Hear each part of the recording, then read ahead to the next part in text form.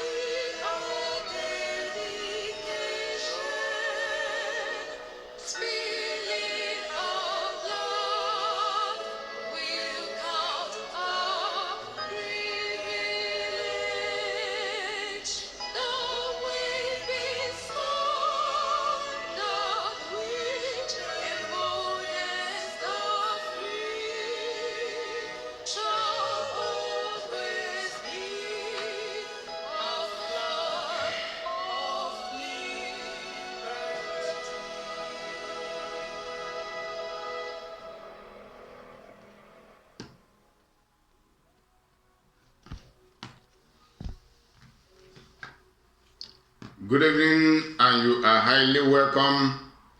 May God bless you. Your humble servant, Evangelist Collins C. Newman from the city of Valencia, Spain. Living News, Bros Uche, you are highly welcome. May God bless you.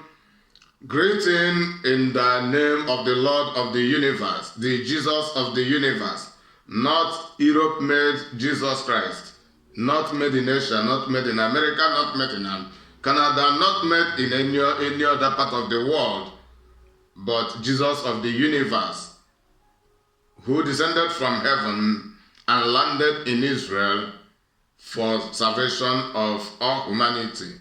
May his name alone be glorified, and greeting on his behalf from my voice. May you really be blessed. Today being Sunday, the 30th of August 2020, I am here to relate with you, to have an interaction with my people concerning the issue according to the title of this program, which is Recognizing the Greatest Threats in Nigeria. Recognizing the greatest threats in Nigeria. There are threats in Nigeria, as we all know, but who actually know the greatest threats among all the threats in Nigeria as of today? Who actually know the greatest? There are categories of threats in Nigeria. There are a variety of their kinds, but I am here specific on recognizing the greatest among them, the greatest threats in Nigeria as of today, as of this 2020, or beginning from Nigeria amalgamation until this day. Which of the threats we have been encountering as the Biafran, as the Oduduwans, as the Arawans, who we are amalgamated together, and we are named, and we are by colonization named Nigeria. And we all know that there have been threats. Our life has been in threat. Our lives have been in threat all this while. Over centuries, it becomes a generational issue, passing from one generation to another. As I speak, the territory called Nigeria, the territorial experiment called Nigeria, is extension of United Kingdom. It is actually an extension of United Kingdom. It is a United Kingdom property. They manage it. They decide what happens there, irrespective of who lives or who believes Nigeria belongs to them by birth. The territories belong to each regional people by birth. Actually, there is a colonial dominance in that contraption called Nigeria, and this colonial dominance is accompanied with varieties of threats. Then there are religious threats as well, because there is one genuine fellowship, one genuine and perfect fellowship of worship, system of fellowship or system of worship, the one introduced by Jesus Christ himself and introduced rightfully to each part of regions of the earth. Then there were many other adulterated ones, and there are religions in various ways, with their own threats, with their own frauds, but there is the genuine one, which is the real Christianity. Beside the religious one, there are political threats going on in Nigeria. There are threats in commerce, in industrialization, in different ways. And we know there is now progressive terrorism in Nigeria. So it is all about threats, different kinds of threats and categories of threats. But among these threats, which is the particular one, or which are the few? If I should ask anybody or each person to mention at least the three greatest threats in Nigeria today, different people will begin to give their varieties of view or conception about the differences and the categories of threats they know ongoing in Nigeria. But actually, I want to point out to us the greatest threats in Nigeria. And I did not just decided to make this video on this topic, but something prompted it. I was listening to a news from Channel TV just last night. It is just because of one comment that one Fulani young man made that prompted me to have this program. That prompted me from last night to have this program. And this young Fulani man said that the greatest stress or the greatest threat in Nigeria is Amotekun. His reason being that Amotekun, that the Fulanis are afraid that Amotekun will sack the Fulani herdsmen from the forest of all of the Yoruba land. That is his reason. And for that reason, he concluded that Amotekun is the greatest threat in Nigeria. And this young man did not say anything about the killing of the Yoruba people by the Fulani herdsmen. He did not say anything against the Boko Haram. He did not say anything against the Nigerian government, who have kept mute and who are the major sponsor of these terrorists. He have not been saying anything about ongoing Islamization and Fulanization of Nigeria. All he could say in that news, I don't know how long the news was made, so I don't know the actual date of that news, but what matters is that because of that statement he made, I decided to come today to debunk him. I just listened to the news last night, not because of the entire news, but because of just that one comment. I will play the news here so that you will hear from the horse's mouth that actually, and the young man's name is Sule Al-Hassan, and he is the General Secretary of Mieti Allah. He is the General Secretary of Mieti Allah, and I believe he is residing in Abuja. But on an interview with Channel TV, he made such comments. So I will play the video while the program will be going on, so that you will listen directly from him while I will commenting on the in continuation of the lies he has told the world, he has told the entire Nigerians, and the ulterior motives behind the lies he has been lying against Nigeria by trying to portray the Amotekun of Yoruba land as the greatest threat of Nigeria as of today, whereby Amotekun is not a terrorist organization. They are the Yoruba security outfit, and their responsibility is to protect the Yoruba land. Since Nigerian government cannot protect Yoruba land, since Nigerian military have failed to protect Yoruba land, since Nigerian police have failed to protect Yoruba land, and all of the people responsible in the Nigerian official security outfit are the Fulanis, yet they are incapable of producing any results as regard to security. Then the Yorubas decided, rather than them keeping quiet and all of them will be wiped away, it is better they begin to protect their own land. And as we know, Amotekun is not in any way an illegal organization. It is not an illegal security outfit.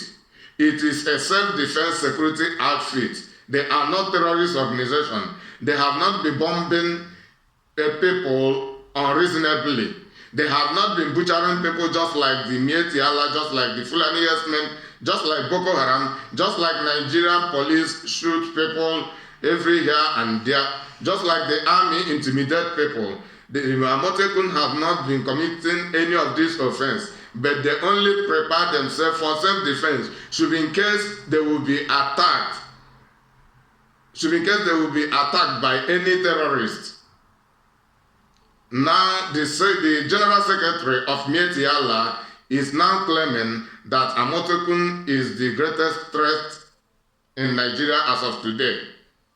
So this is what provoked me to have this program, to debunk him, because I am provoked by that statement, not because of the entire news, but just because of that statement. How can this young man claim that Amotekun is the greatest threat in Nigeria today? What kind of lie? Even on yet to born children know that Amotekun can never be a threat. Not even talking about becoming among the smaller or greater or even the greatest threat. Amotekun can never in any way be a threat to Nigerian system. This is a regional vigilante outfit to protect Yoruba land. Amotekun does not exist in the northern Nigeria. Amotekun does not exist in Biafra land. Amotekun exists only in Oduduwa land. Then how can it be a threat to entire Nigeria?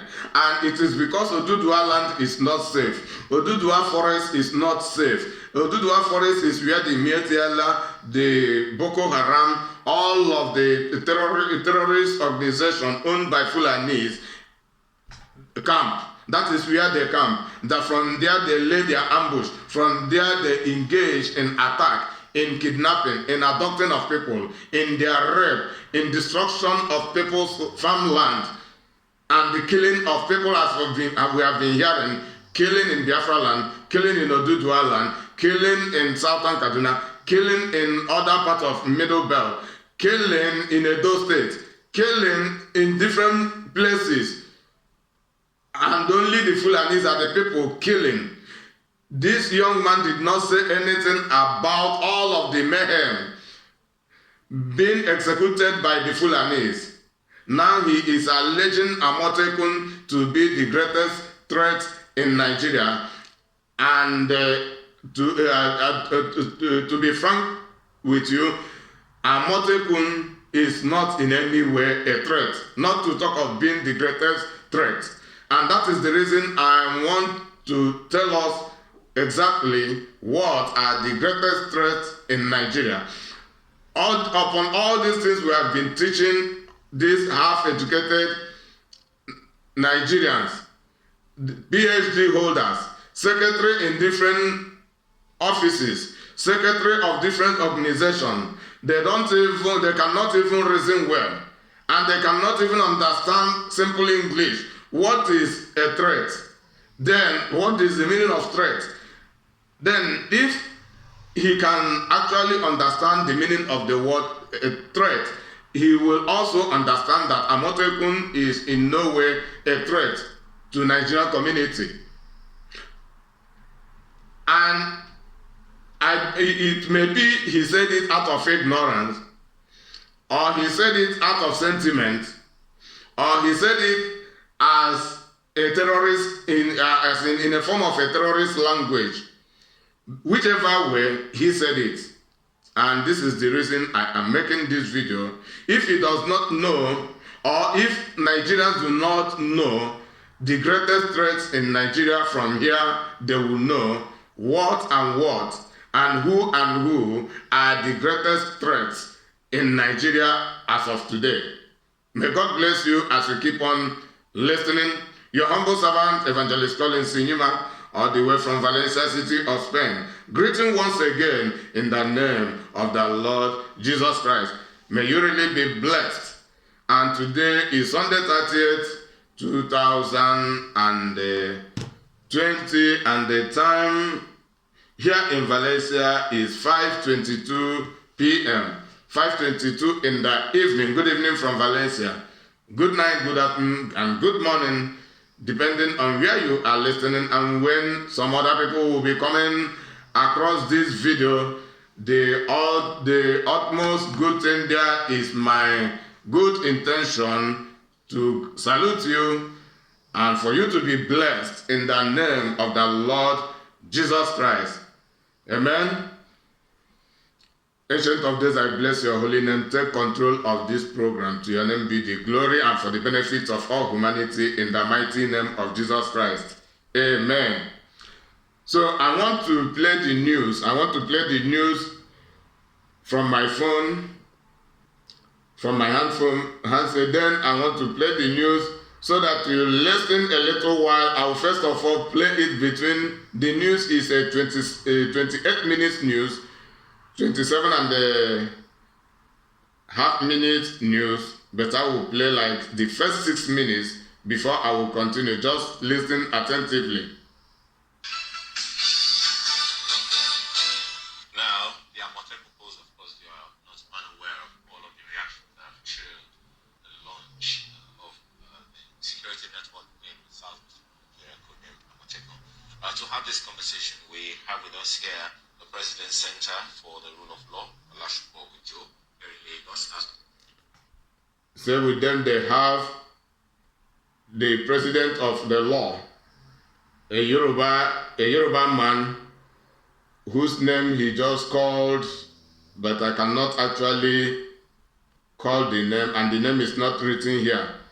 Then with the secretaries, with the general secretary of Mieti Allah, and by name Amadu,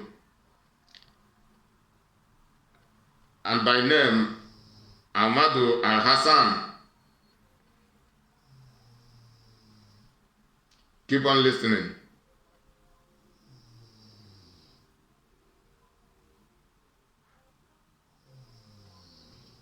As well as the National Secretary Mieti Allah Kautapore, Saleh Al-Hassan. Gentlemen, Saleh Al-Hassan. This is the young man from Lagos studio. Has been on for a while. And Saleh Al-Hassan was in Abuja while he was being interviewed. I think it's positive, very, very positive. In my view,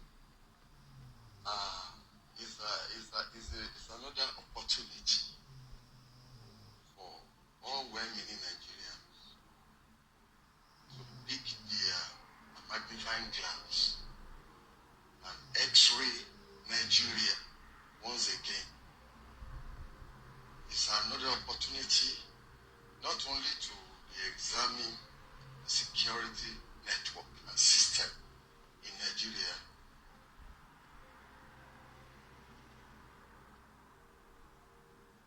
the welfare of the people, most especially, has come under threat. It's also an opportunity to look at the constitution that we say we are using in Nigeria. Is it relevant to the current reality? Are you saying that this conversation is not just about security? It's not just about security. It's about the lives of the people themselves. Laws are made for men, for man, not man for law. If it's because I'm alive, that's why we are talking about Amotek or any other security. If I'm dead, I won't be here. If I've been killed by some rampaging axemen, I will not be here. So what's your point about?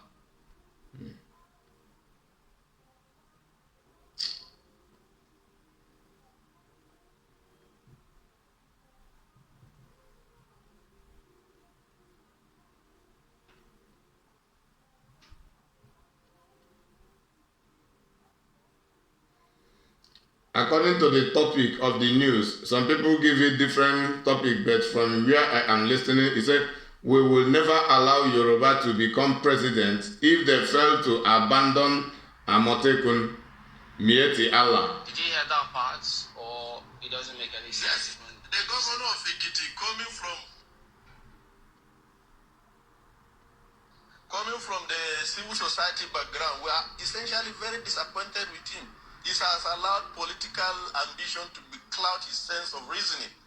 In fact, we expected somebody like Fayemi to be the leading light among the Yoruba intellectuals. Not the question is militia of this nature because of politics. You made a point which was based on your impressions of what you saw on social media. And I did ask you that in the same vein, the governor of Ekiti State did say what we see on social media shouldn't be taken as a true representation of what that is. In other words, the impression people gain from what he said is that those are not or shouldn't be regarded as the real fact. So you heard that statement, but you still chose to believe what you read on social media. Why? Where is the law establishing Omotekun? What are the limits and bounds of the ethnic militia? What is their relationship with the Nigerian police? Are they going to own also their prisons? Who assented to the law if there is any law? We have not seen, all we have seen is positions from extreme elements, fundamentally irredentists from the Southwest that are taking ascendancy of the politics in the Southwest, championing this very divisive cause. Those are the things we have on the table. Where is the law? If you have the law establishing Amotekun, we will know the limits and bounds of the outfit. It's not the first time we have vigilante groups in many states, but they are all subordinate to the Nigerian police. So our fear is that the Yoruba politicians, for desperate reasons, are now creating an ethnic army to ambush. Come to the political consideration of which you're trying to make, but let me, with respect to the legal perspective, let me bring in Mr. Lashoko. Okay. I take it back to the 4.5 minutes. There is a statement. Yes, it's all in the social media. Yes. If you Google, they have never hidden their targets. And the vocal proponents of Amotekun, you see they have been consistently profiling the Fulani pastoralists in the media, consistently giving them all sorts of bad names. So now you arm a tribal militia essentially to go after these herders who do their economy in the bush. So I think it's a serious threat, not only to the pastoralists, but to the unity of this country. Speaking about the social media, up to now, there is no any legal framework for it. Speaking about the social media, for creating Amotekun. I hope you can hear me. Speaking about the social they media, want to leave it open. Can you hear me, Mr. Al-Hassan? Unfettered powers. Can you actually hear me? Yes, I can hear you. All right. So speaking about the social media, because you referred to it. Did you hear?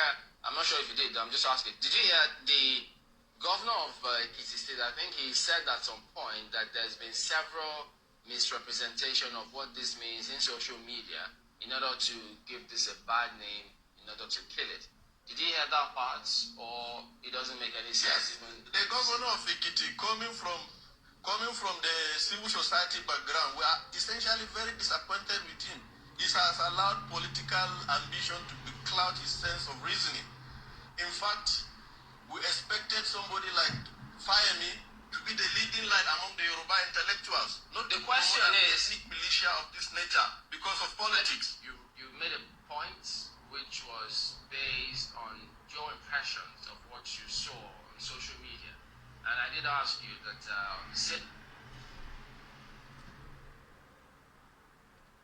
it's because I'm alive. That's why we are talking about Amotekun or any other security. If I'm dead, I won't be here. If I'm killed by some rampaging axemen, I will not be here. So what's your point about whether or not the Constitution is relevant? Are you saying it's not relevant? The Constitution? I'm not talking about relevant. I'm saying that there's need.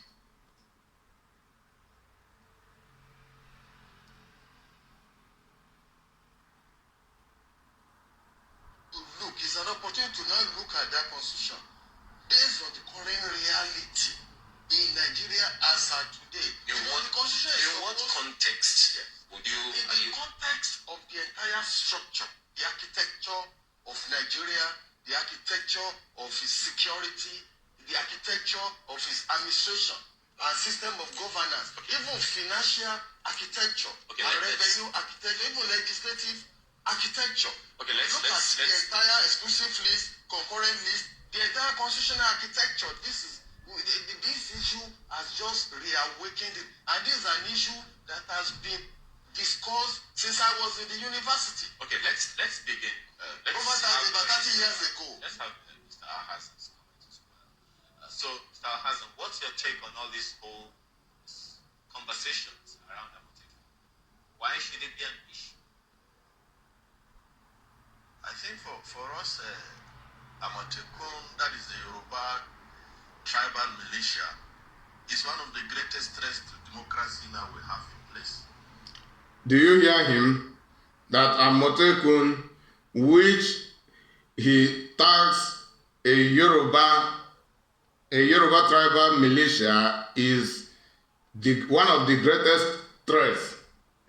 One of the greatest threats to democracy they have in Nigeria today, because anything like democracy does not exist in Nigeria. But he claimed they have democracy in Nigeria, while Amotekun, which he tags a Yoruba tribal militia, is one of the greatest threats in Nigeria today. That is the Secretary of Miyetti Allah, having his interview, a debate from Abuja, and with a Yoruba lawyer who is in defense of the establishment of Amotekun, while the Secretary of Miyetti Allah has here attacked Amotekun as a Yoruba militia group and tagging it to be one of the greatest threats in Nigeria. This is the key word that had prompted me to come up with this video, and not because of the entire news. There are many other things he said in this news, of which I will be playing this now. I will complete this news while I will continue to narrate. What I want us to know is about the what he has said, that Amotekun is one of the greatest threats to democracy in Nigeria, of which all of us know that democracy in Nigeria is only by confession, but it does not exist. And Amotekun is in no way a threat to Nigeria, whether in the democracy system they claim to have or in any way. Amotekun is a properly legal security outfit only to protect the Yoruba land. Amotekun does not operate in Biafra land. Amotekun does not operate in Ariwa land, only in Oduduwa land to protect their own land. As we know that Nigerian security has failed, and Nigerian security killed the citizen rather than protecting the citizen. Nigerian security, Nigerian army, Nigerian police, including the all other Fulani militia, of which I was expecting him to name, but he never named any of them. They are the threat, one of the threats, and one of the greatest threats to Nigerian, not only Nigerian democracy, to Nigerian peace, to Nigerian security. So this is the word that had prompted me to come up with this video. So I want you to continue listening until the video will come to an end. Then I will continue my commentary.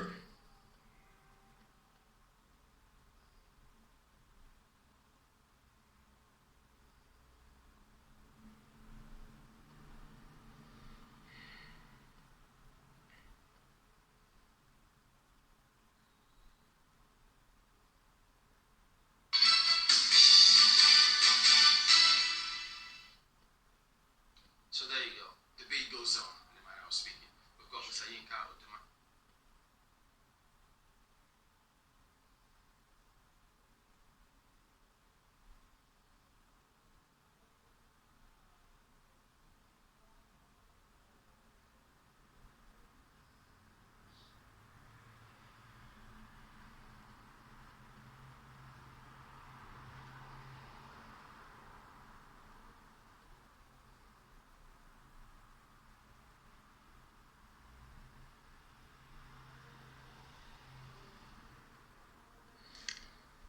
Yes, the Yoruba lawyer's name is Olasupo Ojo.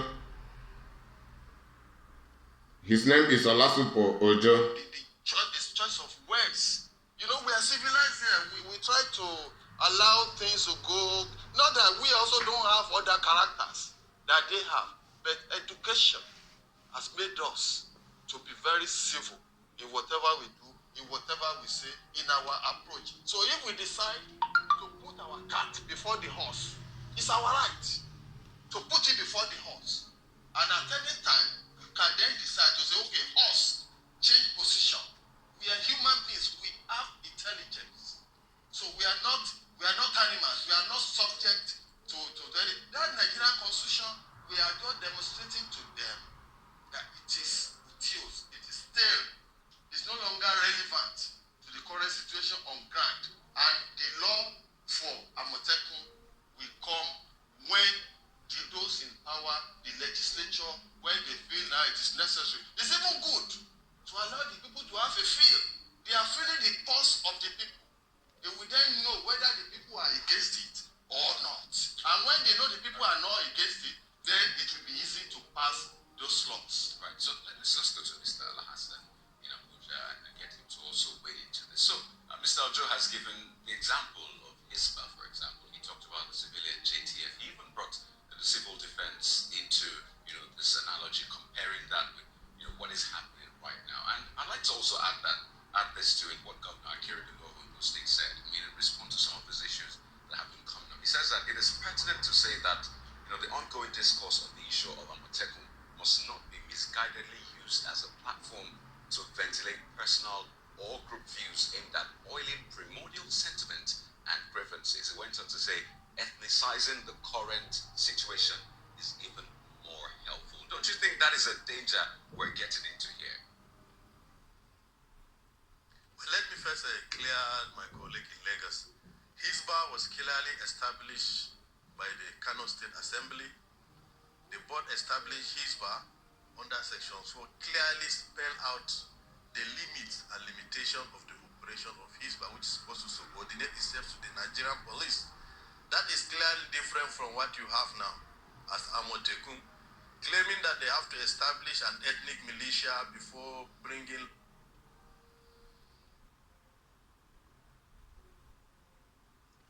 Bear with me. It's a network program. Network problem. I think it's treasonable. It amounts to treason. Do you hear him Because once you again? don't have that right to do that. He said it is treasonable, but Mieti Allah is not treasonable to him. Boko Haram is not treasonable to him. All of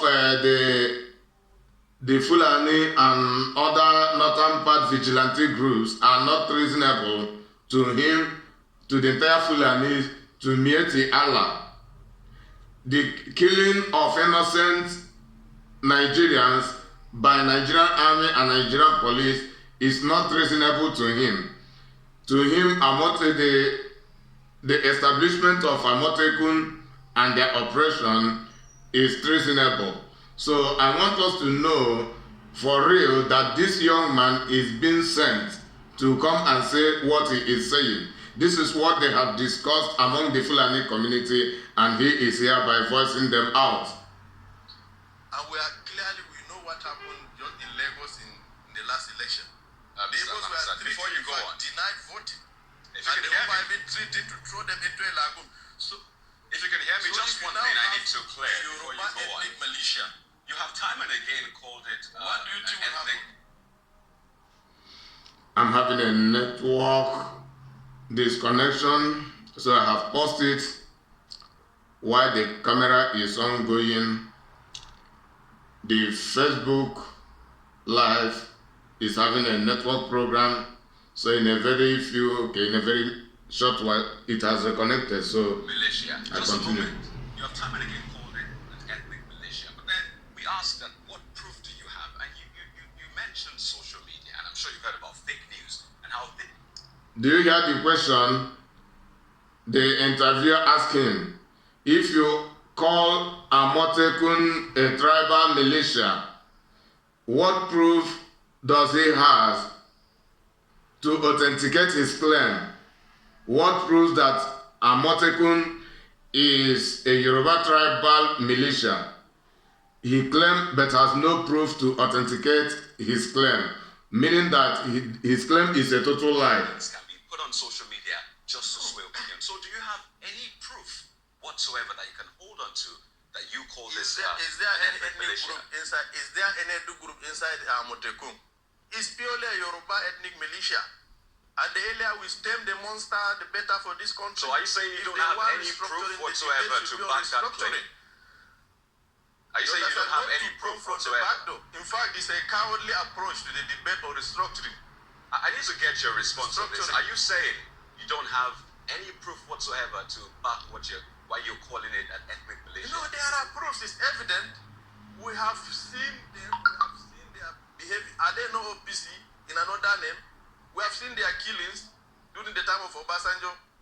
They killed so many people in Shagamu and part of Lagos. They have committed heinous crime, whether Amotekun or OPC, they are one and the same thing.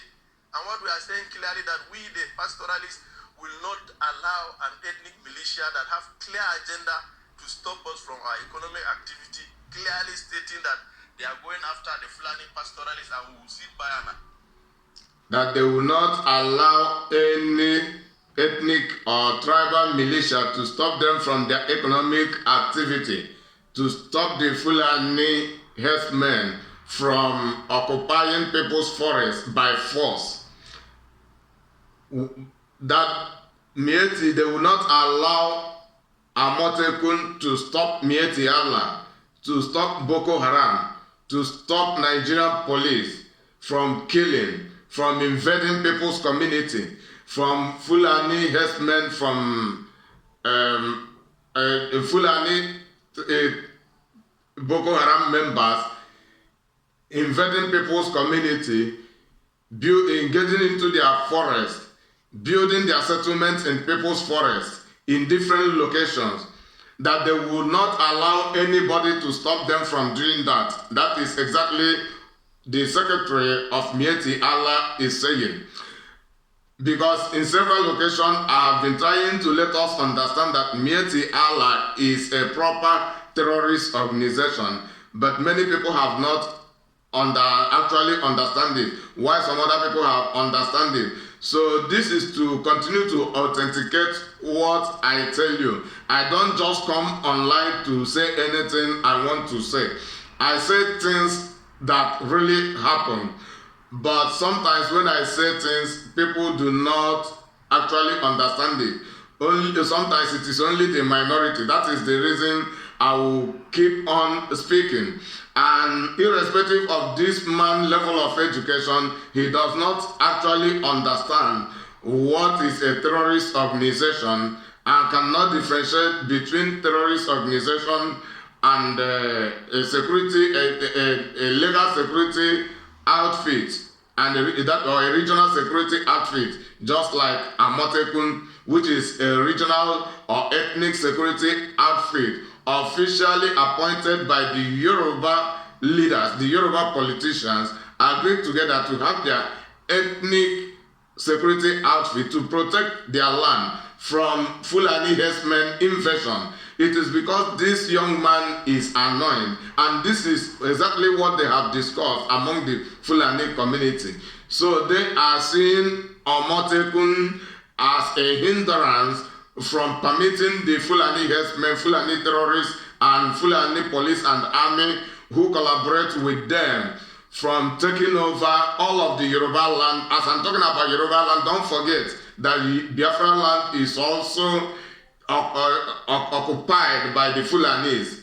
So I am just relating this issue because of how he portrays Amotekun as a terrorist organization and as the greatest threat in Nigeria, while even the world have known that Nigeria have the greatest terrorist organization, which are Mieti Allah, Nigerian Army, Boko Haram, the ISIS in Nigeria, the ones whose name I know and the ones whose name I don't know.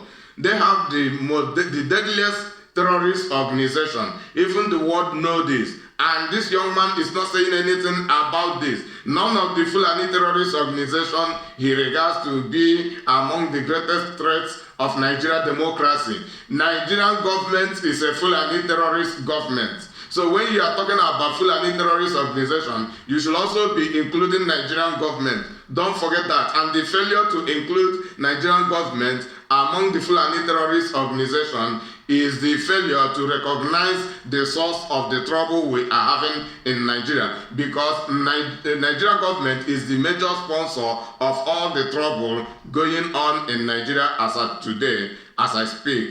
And I don't speak out of sentiment, I don't speak by exaggeration. I tell you with secular invent, what you know, other people know. This young man also know, but because of their Fulani sentiment and because of their Fulanization agenda, because of their Islamization agenda, he is not talking about Islamizing 12 states in the northern Nigeria, while we have a central constitution that permits everybody to have his freedom of worship. But they have Islamized almost 12 states in the northern Nigeria. He is not saying anything, he's not complaining anything, and to him, that is the proper thing to do. Then some other people who have decided to secure their own territory, he is now intervening. He is now intervening. He is not the president. He is not the chief of army staff. He is not the federal commissioner of police. He is only Mieti Allah secretary. And why is he so interested about the operation of the Mieti Allah illegally in other people's forests? The Yoruba people, none of the Oduduwa community officially permit them to invade their forest. So I am talking specifically between the Mieti Allah issue, this man, the Yoruba community, and the Amotekun, because this is all about the news is all about the issue. So we should not forget that other territories in the Nigerian contraption are also being invaded by the Fulani terrorist organization in the guise of Mieti Allah, Nigerian military, Nigerian police, then the Boko Haram themselves, the ISIS, who have ultimately arrived in Nigeria and have been dispatched into different forests in different locations, in Biafra land, in Oduduwa land, in different parts of Aro. And we see ongoing massacre mayhem going on day after day.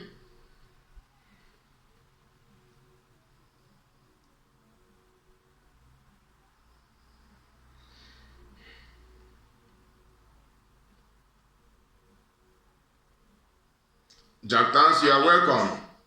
We are seeking protection from the Chukwedozi Agune Chamber. May God bless you. You are highly welcome. All of you through the Onwaso, Felix Max. You are all welcome.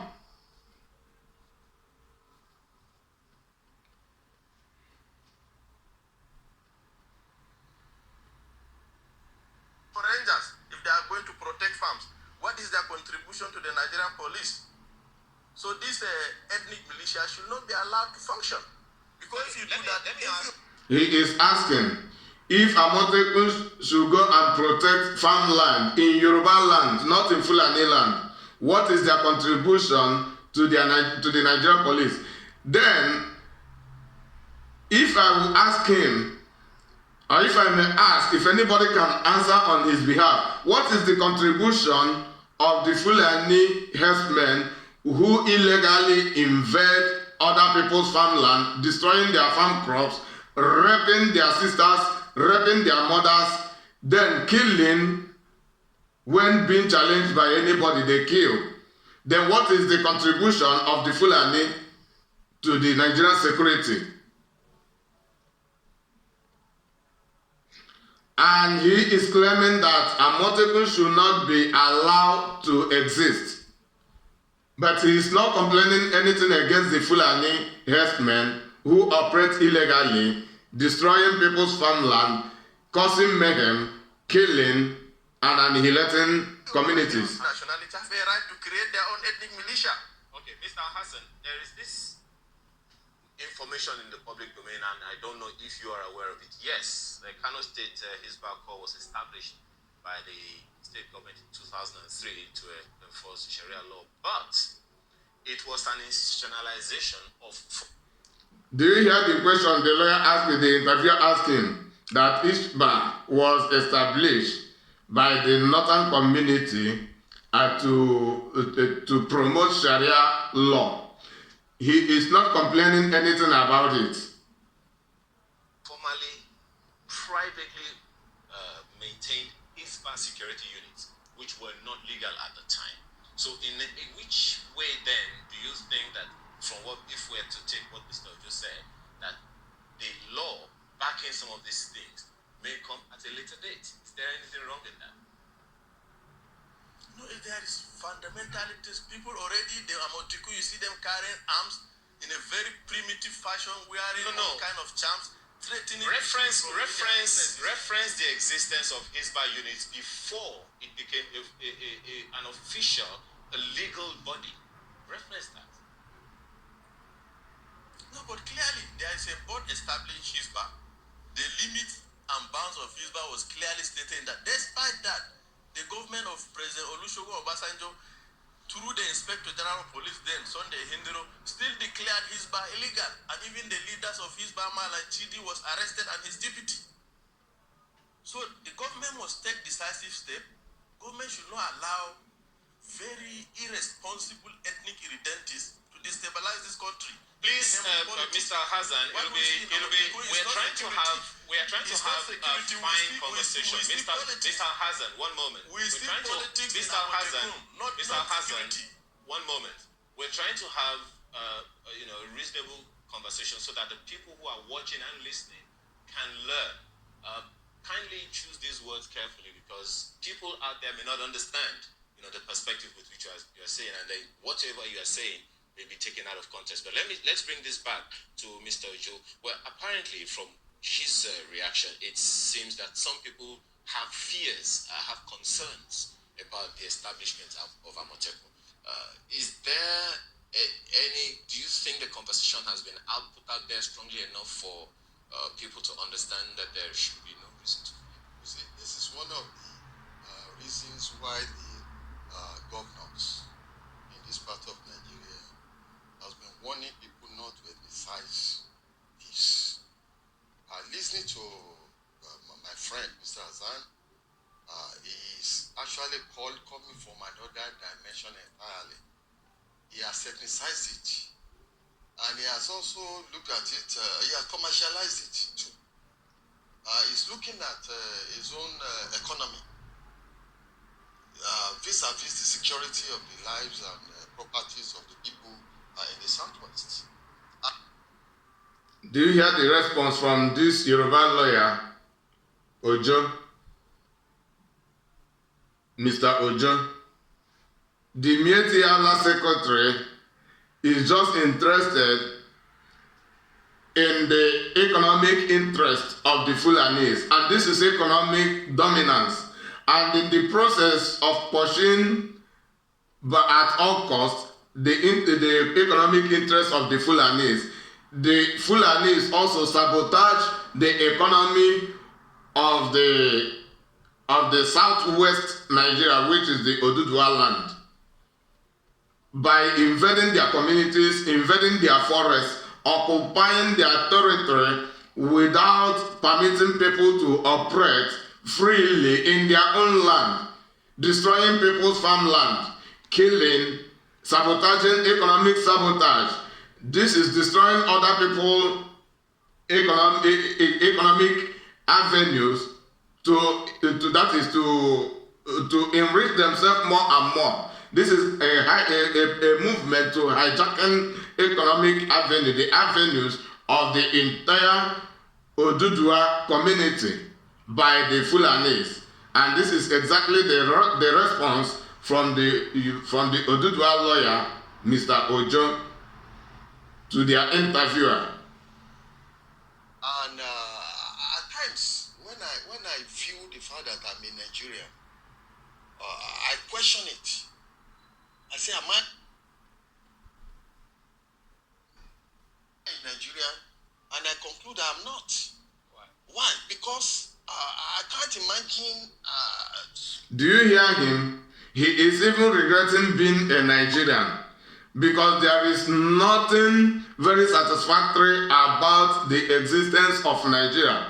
This is a lawyer, and a lawyer defending Amotekun, irrespective of his status, irrespective of how rich or irrespective of his financial status, his social class.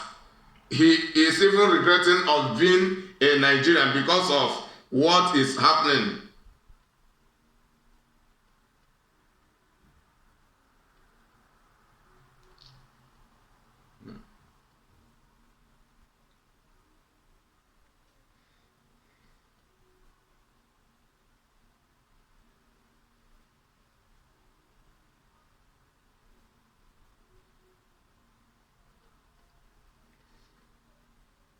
At all.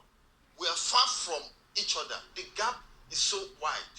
I was teaching right to life sometimes. Right to life. I tell people, yes, there is a right to life to every Nigerian, Section 33 of the Constitution. But that right to life depends on the value attached to life by the different sectors of Nigeria. So the same law, right to life, cannot apply equally in every part of Nigeria. It can only apply based on the value attached to human life by different parts of Nigeria. So, I mean, I was trying to do an analysis of that right to life. Do you actually understand what he is saying? Right to life is not applied according to proper life value in all around Nigeria, but according to how each section or each part of Nigeria value life. So some part of Nigeria value fowls, they value goats, they value cows more than human beings. So that is how they regard human beings. So they don't regard human beings. And if they should regard human beings, they will only regard their tribal that is their own indigens, their tribal personnel. These are the only life they regard. Other people's life do not matter to them. And these are the Fulanis. He is just speaking in a coded language because he is here on interview. Then those with discerning spirit will understand exactly what this man is saying. In Nigeria, life is being valued segmentally depending on regions, how regions value life. And this man said he was teaching on right to life. He was teaching on right to life, which is properly, according to Constitution, every life must be valued. But things do not work according to even the Constitution, even according to the fraudulent Constitution. So life is being valued depending on ethnicity or tribe or regions, depending on how they choose to value life. If they believe that life is worth less than a piece of bread, that is how they treat life. And this is exactly what the Fulanis do. And this is one of the reasons even this man has been tired, is now regretting of even being a Nigerian for the first time. So it should not be taken for granted that because the Constitution has guaranteed right to life. But that's therefore, the ground now. You said? It's the ground now. Yeah, it is the ground now. I'm saying the sociology of it, the reality of it, is that documentation does not make it real, in the real sense, to say that everybody attach the same value to human life. So now on some of these issues that my friend has said, look, there is no apology. I have no apology. I support Amotekun, the emergence and the continuation and the sustenance with the wealth of the people of the Southwest. Do you know how much each state government in the Southwest spend on the police, federal police? Do you understand the factual differences between this Yoruba lawyer speaking and the Mieti Allah secretary? The difference is that this man actually stands for human rights and to defend life and property. To defend life and property in Nigeria, irrespective of ethnicity, whether it is of Yoruba or any other tribe. But the other man, his opponent, is talking about applying any rule that will continue to permit Fulani to invade people's community, taking over people's property because of the Fulani economic interest, because they are interested in economic dominance. Remember, their utmost aim is to dip the Quran in the Atlantic Ocean. From Lagos, all of the seas, rivers, in the Oduduwa land, in the Biafra land, even in the Middle Belt, taking over all of them. All this means mayhem, killing, sacking, ransacking, killing all people. Then if anybody surrender, then they will permit the person to live just for a little while, no matter the person will actually die. But those who will not surrender will pay with their blood. This is the Fulani agenda, and this is what this man is countering, not only for the Yorubas, but for all the involved people as regard to the construction called Nigeria. While the other man is talking about the Fulani interest, he's not talking about any other tribe's interest. He's talking about the economic dominance of the Fulanis.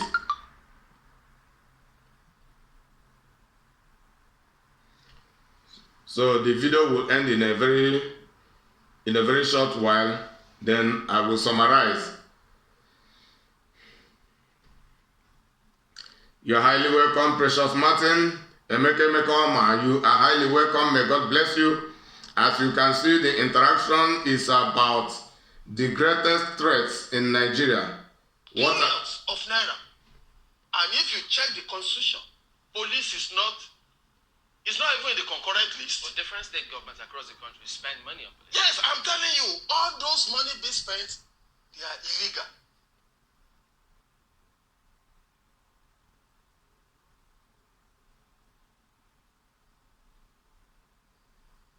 Can the Attorney General declare those money being spent on police as illegal? How are they illegal? Because there is no law that empowers the constitution does not empower any state government to spend on the police. The police is a national institution. It is the national budget. The federal government should make every provision for the police. But if you see extra budgetary allocations to the police by state government, go and ask them. They buy vehicles, they buy communication gadgets, they even buy uniforms. Each state now is trying to provide for a federal police. So Amotekun is another demonstration of the failure of the national police system. And the police system itself, they also know that they don't have the wherewithal to secure the entire country. So on this issue of saying that people have no right to secure their lives and property, the legality, leave it apart. That one will come later. Do you hear another key word?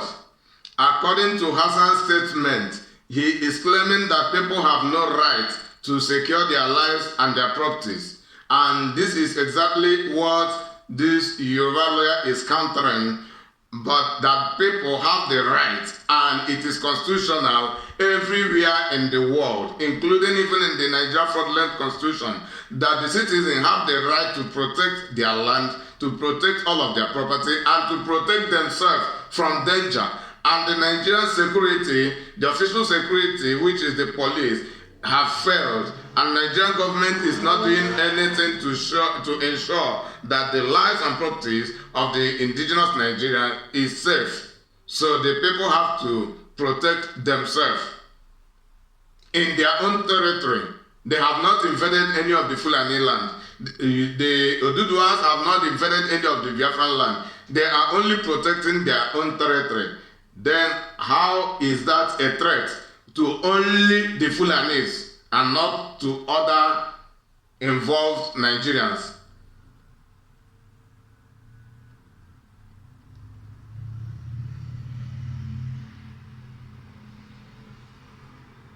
And the issue of Amotekun has come to stay. And if you look at it, then my friend is leading an organization, businessmen. What is their total number in Nigeria? What is the total number of the members of this association? Vis-a-vis the millions of people in the Southwest who clamored for this, and to whom their government has given this. So he cannot use the business of his own minute business people, business association. It's just an association. Okay, it's not a nation. We are talking of a nation. Okay, the governor said that the Mark another key word. Mieti Allah is just an association and not a nation. Now, Mieti Allah is hereby standing like a nation to judge Amotekun, which is also an organization and a regional organization.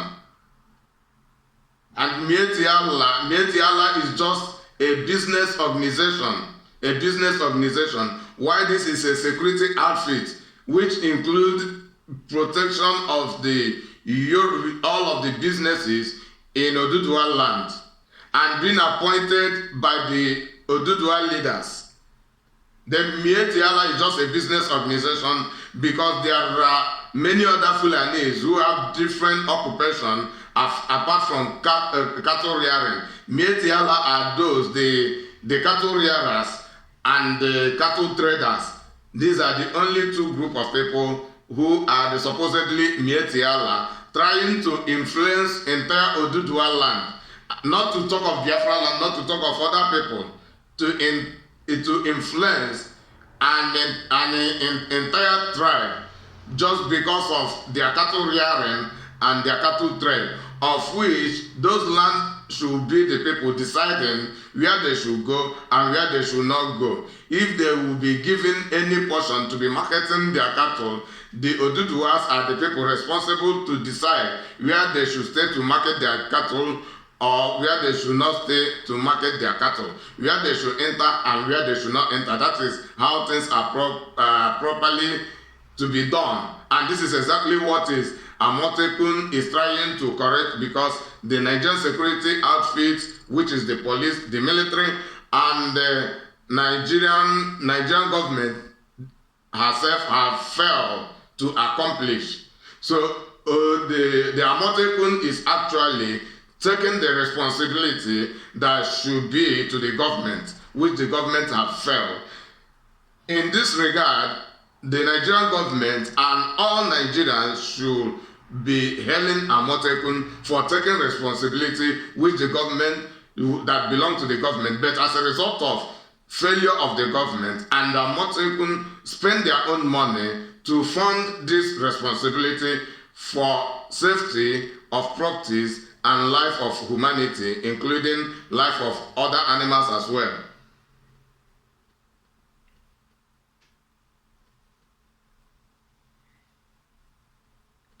Was set up to fight criminality and bandits, Yes. primarily. Yes. Let me ask Mr.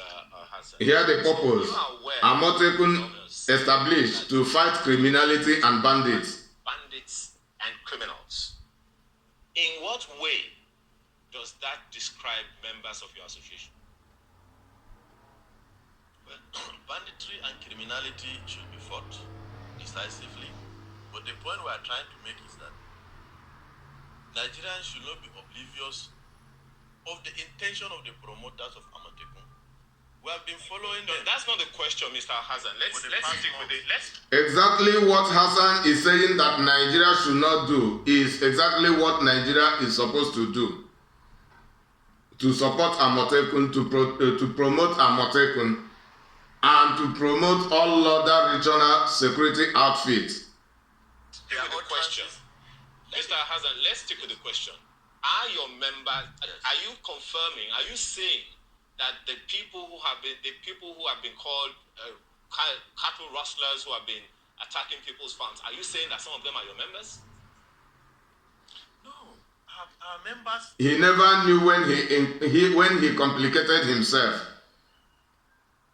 for claiming that the herdsmen at murderers are members of Mieti Allah. And now, from the operation of the herdsmen who kill and destroy people's farmland, he is now being asked if they are actually members of Mieti Allah. And this is a complicated issue. He is now trying to dangle around to dodge the proper answer.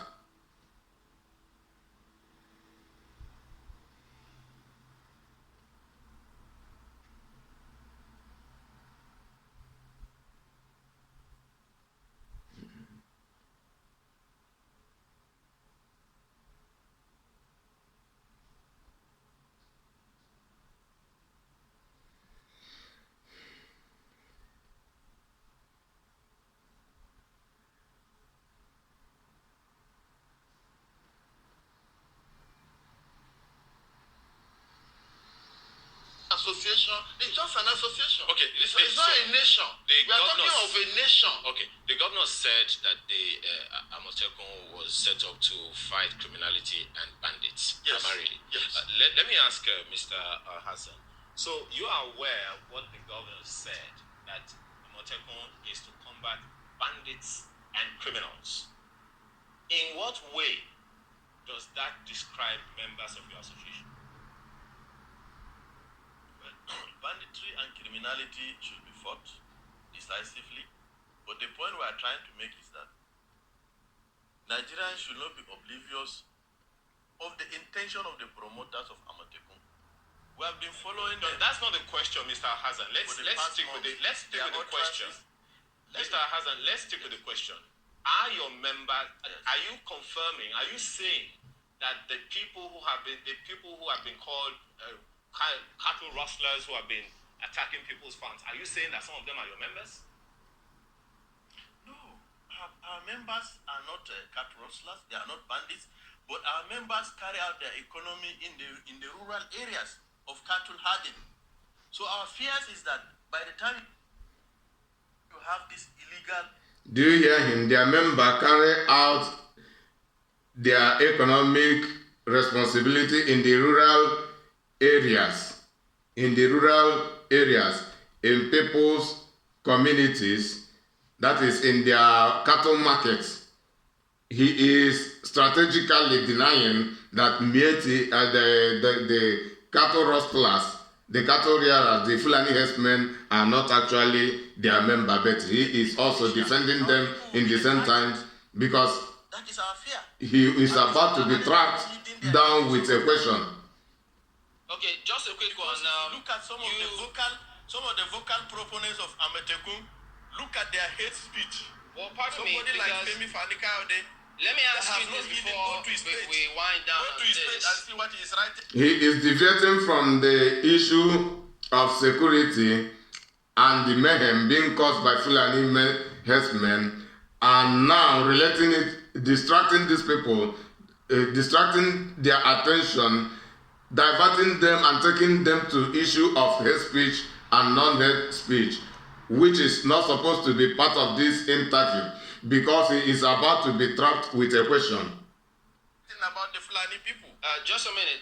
You were quoted to have said that the Southwest should forget 2023 presidency if they don't scrap this. Did you actually say that? Are you trying to blackmail them or twist them not to allow this to...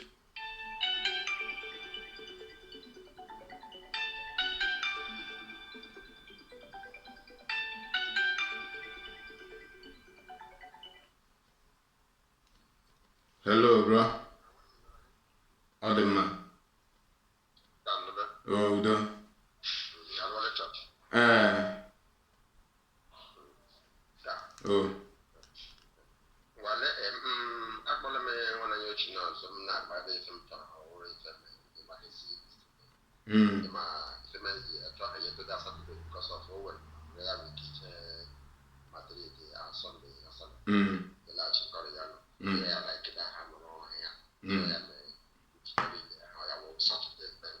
Yeah. So I got a more corner, so not by relation of family emergency. In my idea, we're going to say, my name, family, but we have some of the famous why you want emergency, you know, not the pastors. Saturday, but the Yamaga more boy, I will have something. It's here by the animal confirmation.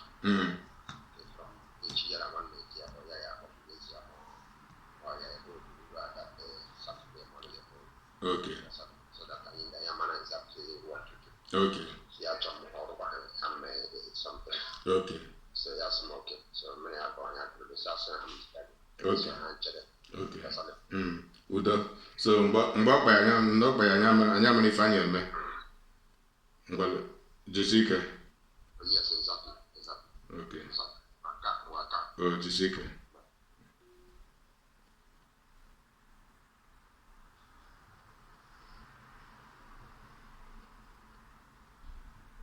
It's not a blackmail. Unfortunately, with very strong apology to my Southwest friends, despite the education of the Yoruba people, they still remain the most primitive in terms of political culture. They are not tolerant to opposition. Do you hear his claim? Mr. Hassan, I'm afraid we have to have a civil conversation. So if you keep going that way, you'll offend the sensibilities of a lot of people on that one. But his raised fears and concerns about how this is going on. What do you say to that? Yeah, to that I would say, when a house or property owner engages security guards to protect his property, it is only those who intend to come and violate his right to property, who intend to come and steal his property, that will be entertaining fears. I hope you get the point I'm making. So, all those who are afraid are those who see themselves as possible, maybe persons who may be prevented from carrying out their own negative activity.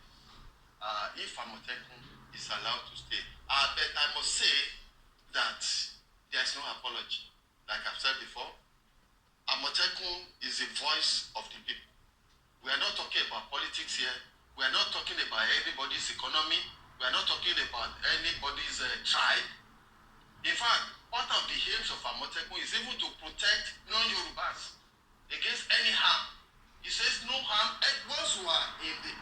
Do you hear? This is exactly what I have been saying all this while. The purpose of Amotekun is not only to protect only the Yoruba, but others. So far the person is living in the Oduduwa community, in the Oduduwa territory. It is the purpose of Amotekun to protect them, including the Fulanis. And the Fulanis are supposed to be subject to Amotekun, and Amotekun will decide where Fulanis will go and where they will not go, because the land belongs to Amotekun and not to Fulanis. Fulanis are strangers in Oduduwa land. The land belongs to the indigenes. Nobody should decide for the Oduduwans how they should manage their land. Rather, they are the people who will decide for any non-Oduduwa in a person how the person should live in Oduduwa land. Then if the person does not like it that way, the person should relocate. It is not by force. And you cannot come from anywhere and begin to decide for people how they should manage their own affairs. And this man, remember, this is a secretary, a general secretary to Mieti Allah. He is not even the Nigerian federal government. So I don't know, now he is not speaking, I don't know the position he placed himself, whether he is speaking on the behalf of the federal government or on the behalf of the Nigerian security. He is not supposed to be the person responsible for this kind of issue.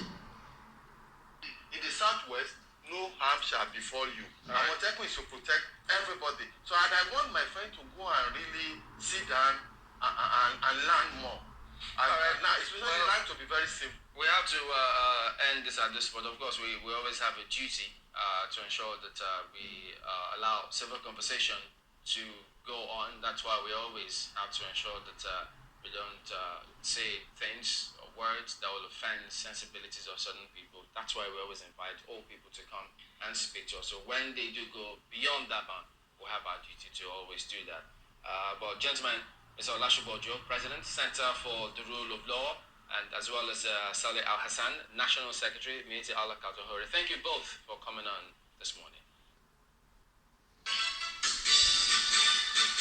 Yeah, the interview is over, and you have heard it, and it is just one word that is between the 3rd and the 5th minute of the interview that prompted me to come up for this program, where he says that the establishment of Amotekun and the operation of Amotekun is one of the greatest threats to Nigerian democracy and to Nigerian security, which is a total lie. That is what moved me to come, not because of the entire interview. This is what I am actually here to prove wrong, totally wrong, as I've been proving it very wrong. then anybody who should have any contrary view also should call me on phone and tell me how that secretary of the Mieti Allah is right in what he is claiming, that Amotekun is one of the greatest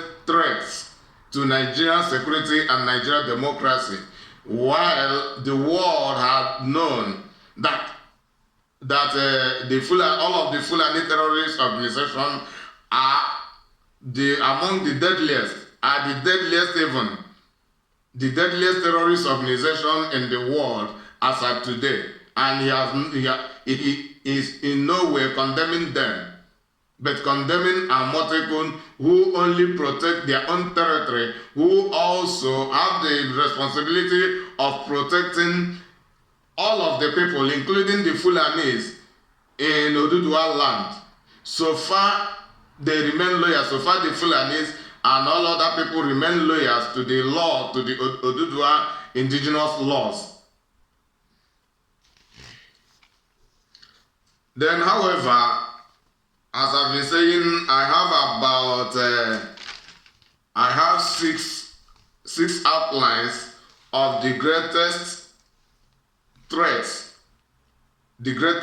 in Nigeria. Not only to Nigerian security, not only to Nigerian supposedly democracy, as I know quite sure that democracy does not exist in Nigeria. It is only by confession, but it is not realistic. So there are other aspects of life and endeavors which Nigerians are suffering threats. But this Mieti Allah secretary was emphatic on the issue of security and democracy, because this is the area he believed that he can use to penetrate the Amotekun organization and to bring them down, because the aim is bringing Amotekun totally down, so that the Fulani herdsmen, all of the Mieti Allah, the Boko Haram, the ISIS will continue their invasion without any hindrance, without any let by anybody.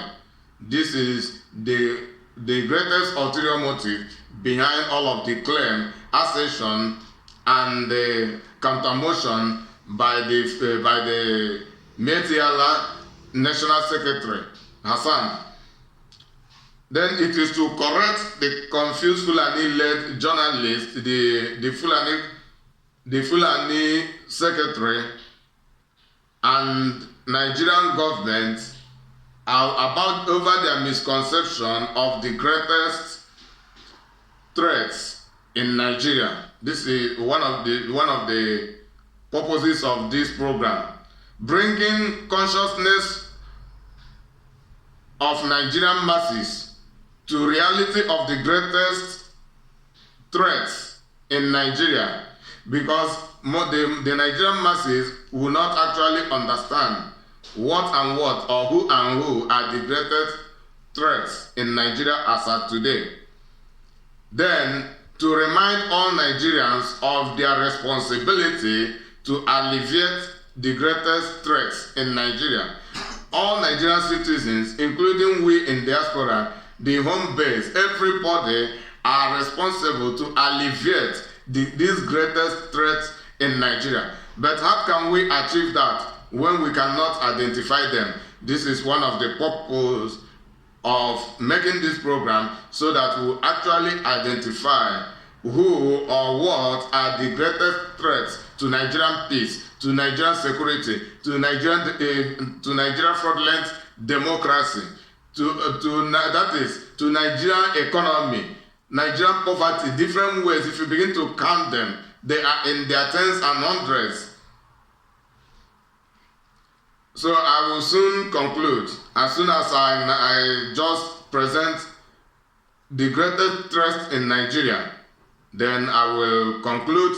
The program will be over. We will be waiting to hear from our Supreme Leader, the Supreme Leader of Indigenous People of Biafra, Mazen Nnamdi Kanu, while he will be broadcasting this evening, 8 o'clock from Spain and 7 o'clock in Biafra land.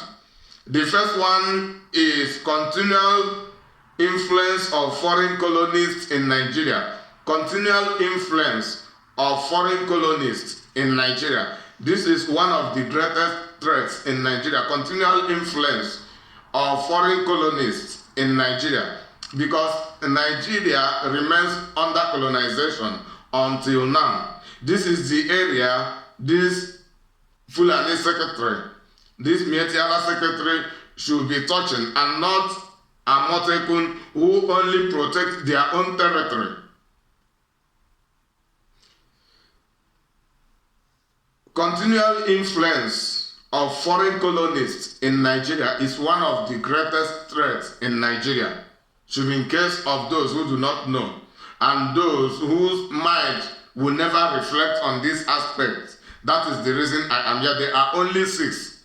I don't want to go too far. There are only 6. Continual influence of foreign colonists in Nigeria is one of the greatest threats in Nigeria. 2. Fulanis led Nigerian government enthusiasm to connive with the foreign colonizers of Nigeria. Fulani led Nigerian government enthusiasm to connive with the foreign colonizers of Nigeria. The foreign colonists are collaborators of the Nigerian government, and Nigerian government is being led by the Fulanis. All other tribal politicians involved in Nigerian government, they only go there to collect their own money, to collect their own share from the detriment of the Nigerian masses. They are not there to protect their own people, and that is the reason. If you look into Nigerian government, you see that there are Igbo politicians, there are Yoruba politicians, there are Hausa politicians, there are politicians from various tribes in the Nigerian government. Yet, none of these people are protected apart from the Fulanis. Only the Fulanis are protected in Nigeria. Only the Fulanis. You hear about killing, it is Fulanis killing. The Fulanis are not the people who are being killed, rather they are the people killing.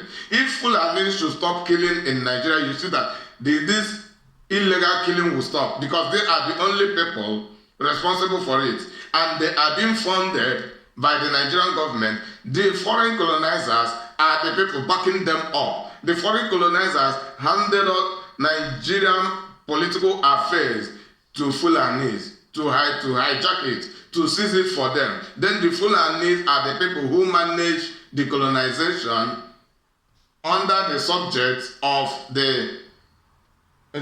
subjecting themselves to the foreign colonists, managing the colonization on behalf of the foreign colonists. As I said earlier in the beginning of this program, that Nigeria is just an extension of United Kingdom. So the Fulanis manage the colonization. Nigeria is still under colonization. It is undeniable. So these two set of people, the Fulanis, they are enthusiastic to connive with the foreign colonizers to colonize other concerned Nigerians. The third among the greatest threats in Nigeria is all other non-Fulani Nigerian politicians' enthusiasm to collaborate with the Fulanis in managing colonization in Nigeria for the foreign colonists.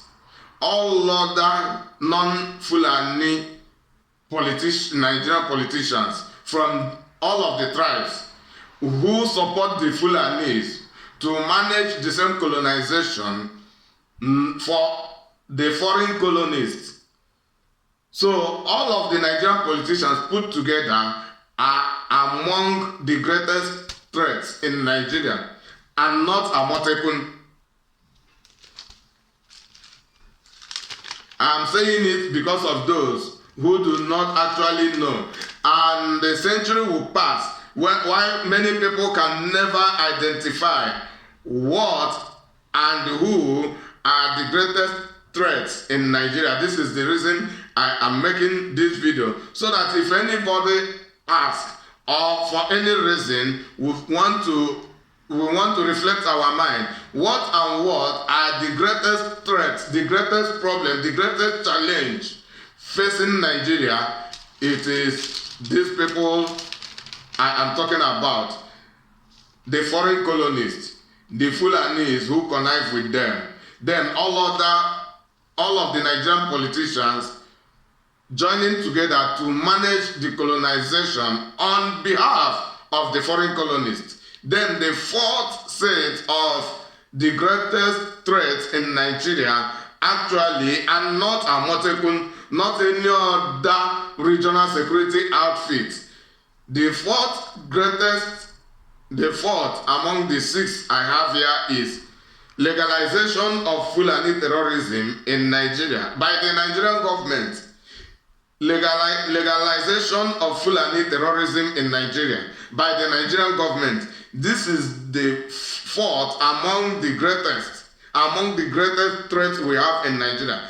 Fulani terrorism, the massacre going on in Nigeria is legalized by the Nigerian government because according to those with military experience, they say that any terrorism that lasts more than 48 hours is equal to 2 days in any country, that certainly the government is involved. The government are the people behind. The government are the act sponsor of the same terrorism.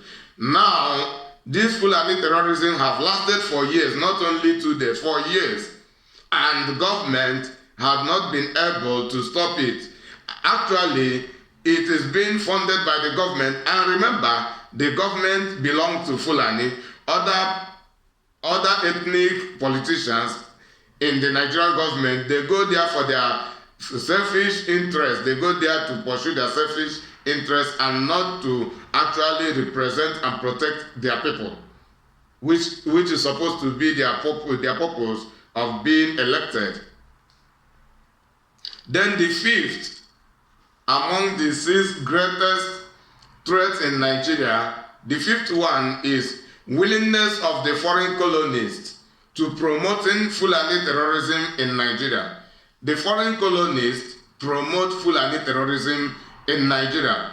Should be in case of those who do not know and those who know but they cannot actually discern that this is one of the greatest threats warring Nigeria as a colonial territory, warring our various lives, frustrating us from every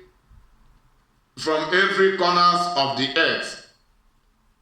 Both we that are in diaspora, those residing back home, most people are suffering, including the rich themselves. Nobody's security is guaranteed. Nobody's security is guaranteed. Nobody's future is guaranteed. The Fulanis have taken the profession of terrorism and they are being promoted by the colonists who appointed them to manage the colonization for them. The Fulanis complaining against others do not touch these areas that I'm talking now. And this is the reason I am making this video, to let us understand actually who are the greatest threats we have in Nigeria. Why the last one is continuation of Nigeria's unity. Continuation of Nigeria's unity is one of the greatest threats we have in Nigeria. As long as Nigeria continues to be one, as long as one Nigeria continues, the problem will continue. The major solution is Nigeria disintegration. The continuation of Nigeria unity is one of the greatest threats of Nigeria, not Amotekun. Amotekun is just an ethnic security outfit. The security outfit the Oduduwa people have decided to establish for themselves to protect their territory, including strangers living in their territory. This is the purpose of Amotekun, and no proof that Amotekun have in no way been a terrorist organization. The terrorist organization are the Fulanis who invade people's farmland, invade people's community, killing people, raping people, destroying people's properties, destroying people's farmland, then exploding bombs in different areas, Islamizing Nigeria, forming Islamic law, hijacking all of the strategic offices in Nigeria with Islamization. These are the real threats. They are the terrorists. And if anything should be said against terrorism or against terrorism, it is only the Fulanis and no other people. And Nigeria's unity, as I say, is one of the greatest threats of Nigeria. And its continuation is exactly the continuation of the greatest threats in Nigeria. Because all other threats, all other greatest threats in Nigeria are contained inside Nigeria's unity. Here ends the program. So I don't know if anybody has any contribution or any contrary view to what I have said. Then the person can call in so that we have an interaction. Then if there are other greatest threats Nigeria is suffering, which I could not remember to list here, anybody can also call in and tell us. Then if anybody wants to defend the Fulani, to justify the Fulani, the person can also call. Then we have a constructive argument with facts and figure, giving your reason why the Fulani should be allowed to continue their invasion of people's community, to continue their rape, to continue their killings in different ways. I'm not even just talking about the IPOB members who were being killed by Nigerian police, 21 of them being killed by Nigerian police, just exactly 1 week past from today. Any call, any contribution, I will wait for 5 minutes. If there will be none, then the program will be completely over. So I have just spoken my point concerning the greatest threat in Nigeria.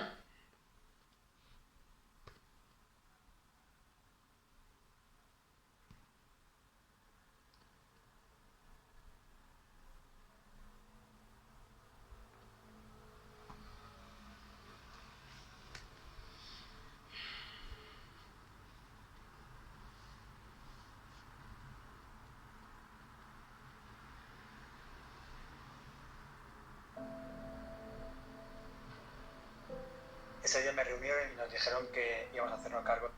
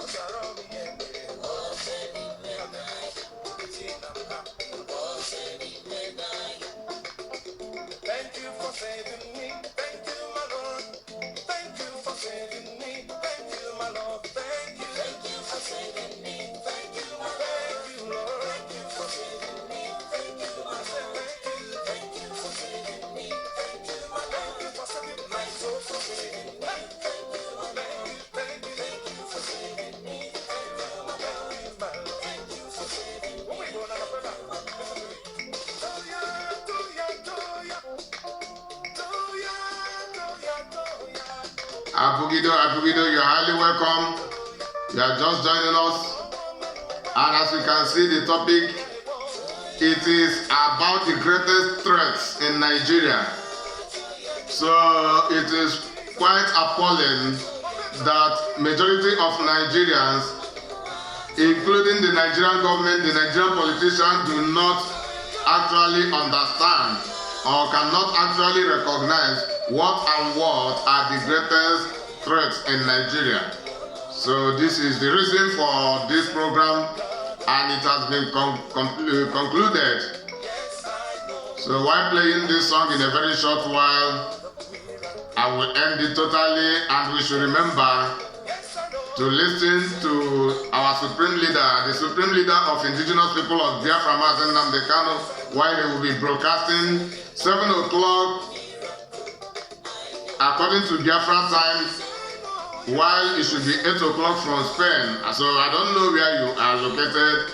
Then remember, just to remind you of the broadcast, which will commence probably in the next 1 hour from now. Yeah.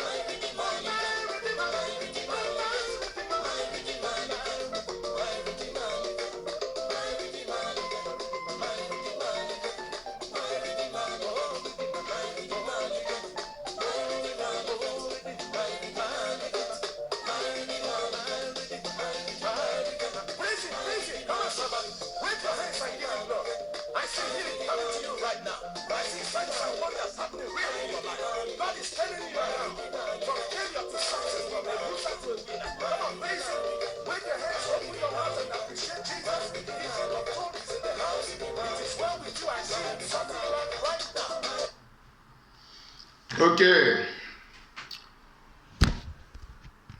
The program is now completely over, as there is no question. May God bless you for your listening. Until you hear from me once again and very soon, remain blessed. And from me, your humble servant, Evangelist Collins Inyuma, may God bless you.